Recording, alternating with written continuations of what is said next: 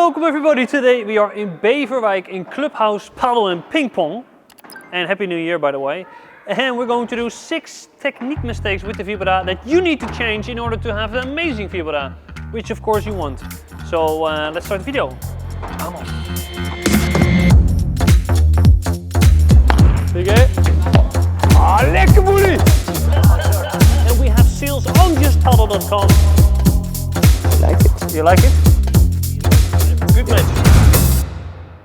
So the first mistake is having a very wide preparation, so too far to the right for the right-handed players. So what I mean by that is that some of the players, when they have a Vibora preparation, they are quite far to their bodies. And because you want to generate a slice sideways, it is very difficult to change at the last moment. So in my opinion, if your preparation is too far here, you're going to make a lot of mistakes by using the wrist too much. So if you're somebody that makes a lot of mistakes with the wrist, this could be the mistake. So I will show why it doesn't feel right.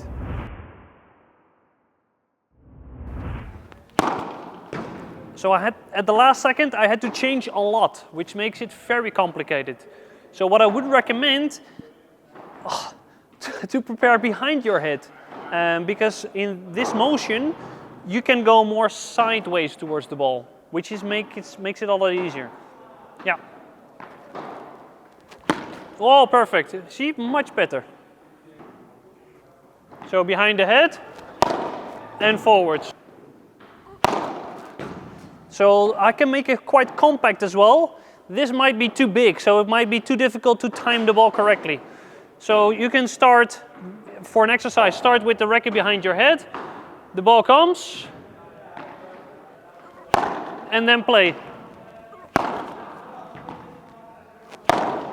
Woo!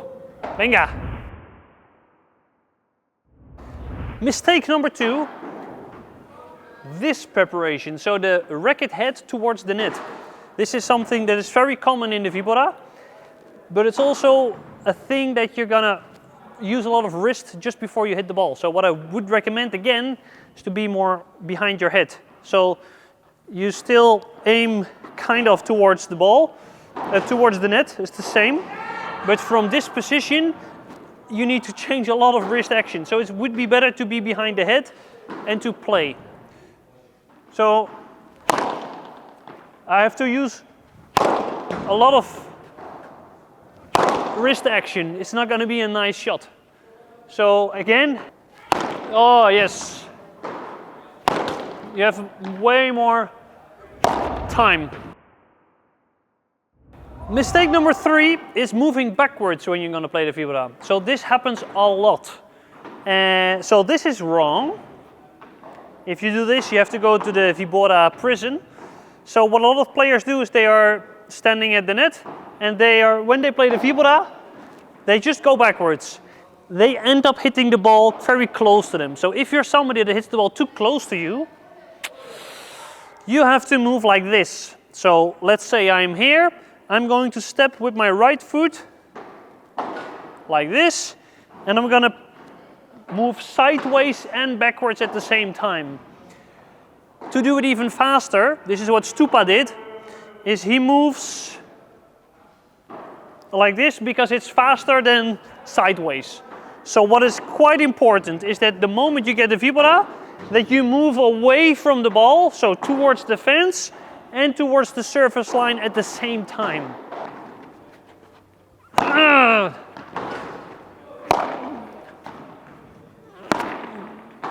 So I don't have a lot of time. So now I'm gonna move sideways, so backwards and to the fence.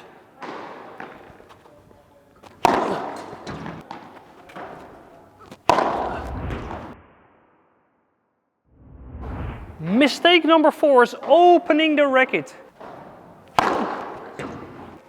So the racket is facing to the ceiling. This is, like for the bandeja, would be okay, because you go from high to low. But with the Vibora, you kind of go horizontal, and you kind of go past the ball a lot. And the moment your preparation is open, so you can still have this open preparation like, hey, I'm a Vibora preparation because my racket is behind my head. But if it's open, you're going to play the ball up. So that's the mistake. How to solve it is to close it. So to imagine there's a roof on your head to block the rain and the sun. And then it would be okay to play down. So what would be better, once again, to be behind the head and to close it a little bit. Like you're going to have a roof on top of your head to block the rain or the sun. So if I close my racket a little bit more and I hit the ball a little bit on 2 o'clock of the ball, so if the ball is a clock, you hit it at 2, you can make it go down a little bit. That will help a lot. Yeah.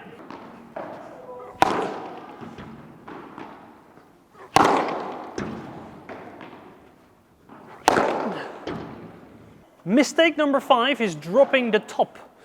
So if you drop the top, that's like this. This is a mistake that a lot of tennis players make because they want to do like the serve. And with the serve or the flat smash or the kick smash, you want to go here because you want to go from low to high.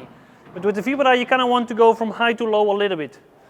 So what I would recommend is to, again, hold the racket against your head and to feel that you're not dropping the top. So try that the top of the racket is facing to the other side of the net. So if I'm going to play the Vibora, my top should aim towards the net. And then I will kind of feel that the top is not dropping. It has something to do with the elbow as well. The elbow cannot be too high. It would be better to have the elbow kind of in this angle, 90-90. So you can go down a little bit, but also kind of horizontal. So this is top slice. You can do it here, but then I would recommend to do more bandeja style. Yeah? So I will do one where I drop the top.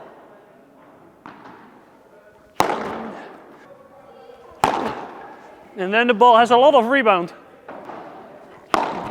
Yeah.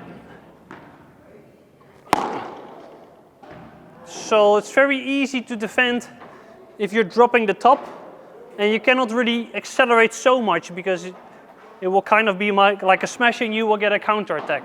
So again, have the racket here and play it. And then you can accelerate, the ball will be low and you have a lot of benefits and your Vibora will be fantastic.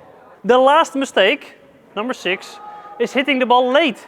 You don't want to be late. And this has something to do with that you choose to be lazy, of course, but also your footwork. Your footwork has to be fast. You have to see if somebody lobs you quite early on.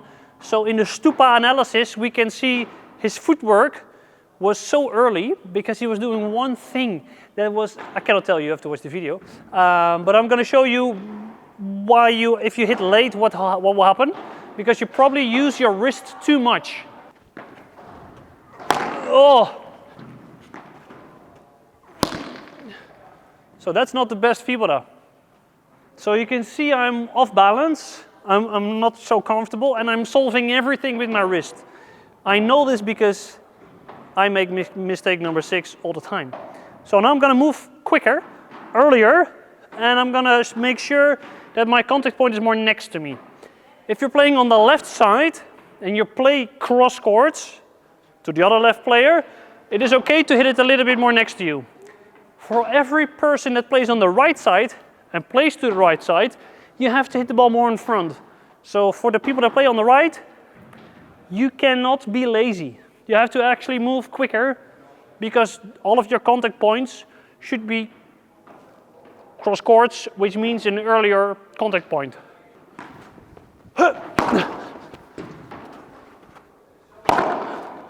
Yes, so what will help is the sideways movement to go cross over with your feet instead of this, and to see if somebody is going to play the lob. So if you see that your opponent is there, you should go back a little bit. And if they play on your feet, you can have it.